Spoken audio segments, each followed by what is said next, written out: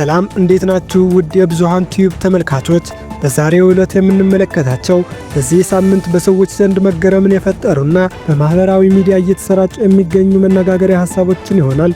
በመጀመሪያ ደረጃ የምንመለከተው በፕሬዝዳንት ትራምፕ የፖሊስ ኦፊሰርነት ሹመት ስለተሰጠው የካንሰር ታማሚ ሕፃን በተመለከተ ነው። በሁለተኛ ደረጃም ትራምፕ በንግግራቸው ወቅት አዘውትረው ከሚጠቀሟቸው የእጅ አገላለጾች ጀርባ ያለውን መልእክት ምንድነው የሚል ይሆናል። በሶስተኛ ደረጃ የምንዳስሰው ደግሞ ዜጎቻቸው ልጆችን እንዲወልዱ ስለሚያበረታቱ የዓለማችን ሀገራት ነው። በመጨረሻም የምንመለከተው በ6 ዓለም አቀፍ መዳረሻዎች በሴቶች ብቻ የተደረገው በረራ እንመለከታለን። እስከ መጨረሻው አብራችሁን እንድትቆዩ እየጋበዝናችሁ ወደ ቀጣዩ መረጃ እናልፋለን።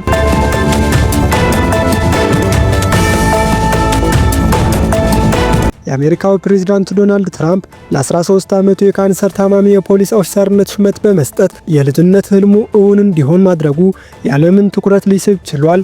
ዲጄ ዳንኤል የተባለው የ13 ዓመት ታዳጊ ህልሙ የፖሊስነት ባለሙያነት ቢሆንም እንደ አውሮፓውያን አቆጣጠር ከ2018 ጀምሮ ባጋጠመው የብሬን ካንሰር ህመም ምክንያት 7 ዓመታትን ከህመሙ ጋር በመታገል አሳልፏል። ለመሞት 5 ወራት ብቻ እንደቀረው በዶክተሮቹ የተነገረው ታዳጊው በመጨረሻዎቹ ሰዓታት የልጅነት ህልሙ እውን የሚሆንበት የፖሊስ ባለሙያነት ስራው በፕሬዝዳንት ትራምፕ ተሳክቷል።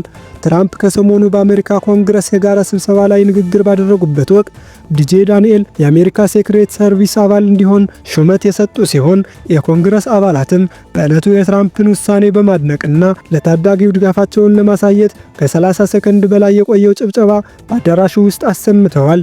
በስብሰባው የአሜሪካ ሆስቲንግ ፖሊስ ዩኒፎርም በመልበስ አዳራሽ ውስጥ የተገኘው ዲጄ ዳንኤልም ከወላጅ አባቱ ጋር በመሆን በተሰጠው ሹመትና የህልሙ መሳካት በደስታ ሲያነባ የታየበትን ምስል የዓለም መገናኛ ብዙሃን አጋርተውታል። ከጥቁር አሜሪካዊ ቤተሰቦች የተገኘ ዲጄ ዳንኤል ከሚቀጥሉ ጊዜያት የአሜሪካ ሴክሬት ሰርቪስ አባል በመሆን ስራውን ይጀምራል ተብሏል። ይህም በካንሰር ለሚሰቃዩ ሰዎች ተስፋን የሰጠ ነው መባሉን ሲኤንኤን ዘግቧል።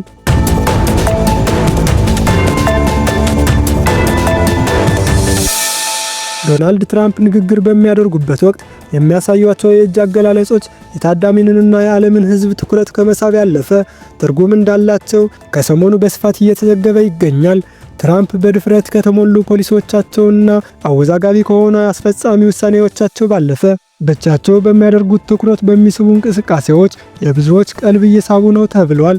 በሁለተኛው የስልጣን ዘመናቸው ኃላፊነት ከያዙ 6 ሳምንታት ያስቆጠሩ ፕሬዝዳንቱ ባሳለፍነው ማክሰኞ ለሁለቱ ምክር ቤቶች ባደረጉት ክብረ ወሰን የሰበረ ንግግር እነኚህን ምልክቶች በስፋት ሲጠቀሙ ታይተዋል።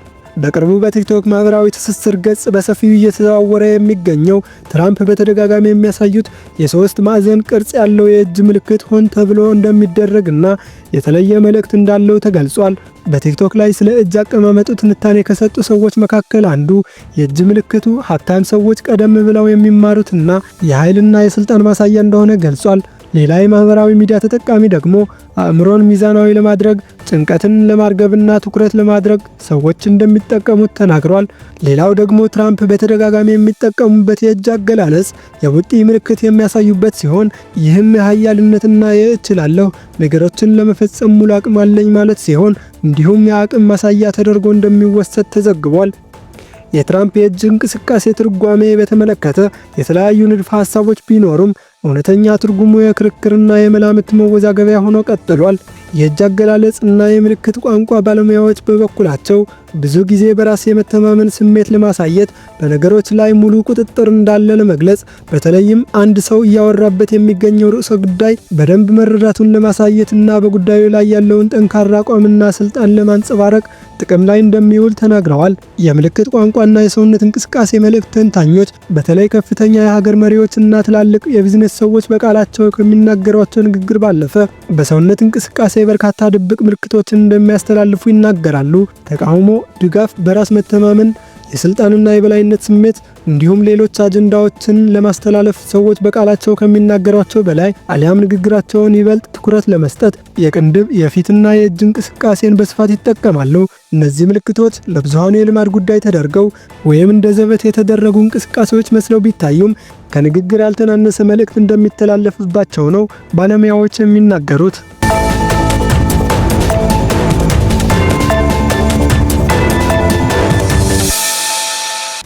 ሀገራት ለዜጎቻቸው ግብር ከመቀነስ ጀምሮ የተለያዩ ማበረታቻዎችን እየሰጡ ይገኛሉ።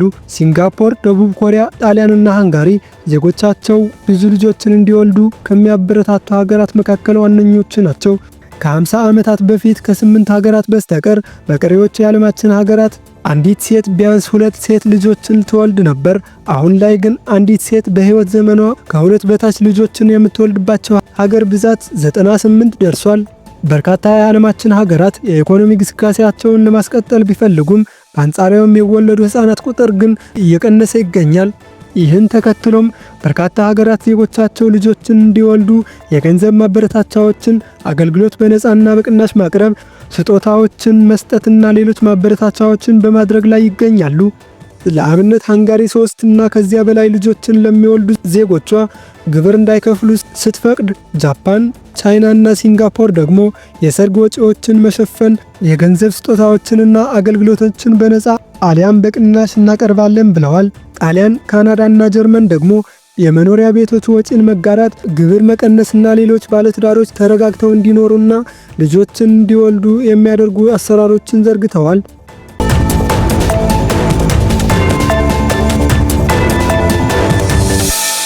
ዓለም አቀፍ የሴቶች ቀንን በሴቶች ብቻ በሚመራ በረራ በማክበር የኢትዮጵያ አየር መንገድ በአፍሪካ ብቸኛው ሳይሆን አይቀርም።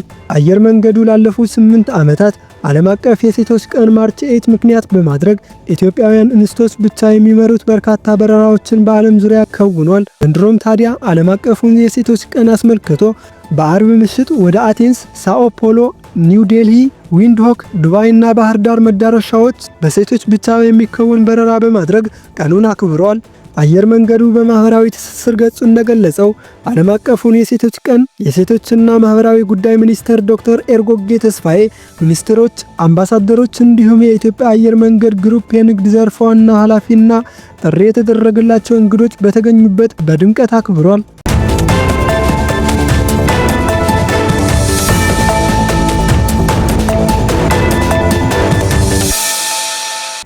ዛሬ የያዝናቸው እነዚህ ይመስሉ ነበር። ቪዲዮውን ከወደዳችሁት ላይክ እና ሰብስክራይብ ማድረግ እንዳይረሳ። ቀጣይ በሌላ ቪዲዮ እስክንገናኝ ድረስ ሰላም ሁኑልኝ።